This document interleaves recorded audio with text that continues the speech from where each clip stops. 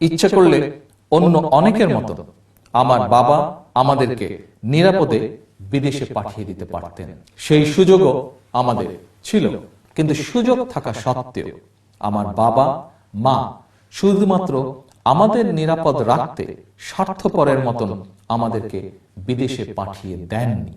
বরং আমি দেখেছি আমার মা বাবা দেশের প্রতিটি নাগরিকের জন্য এবং তাদের সন্তানদের জন্য দেশকে একটি নিরাপদ রাষ্ট্র হিসেবে গড়ে তুলতে কাজ করে চলেছিলেন এবং কাজ করছেন।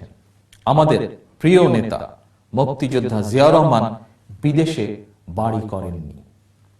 আমার মা তিনবারের নির্বাচিত সাবেক প্রধানমন্ত্রী বিদেশে বাড়ি করেননি।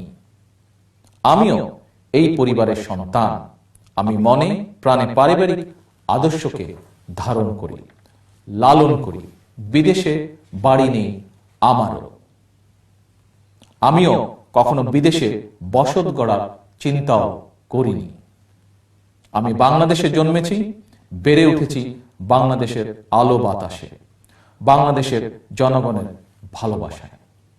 তাই রাজনীতিতে সক্রিয় হয়ে আমি ঘুরে বেরিয়েছি, ছুটে গিয়েছি বাংলাদেশের প্রতিটি গ্রাম, প্রতিটি জনপদে।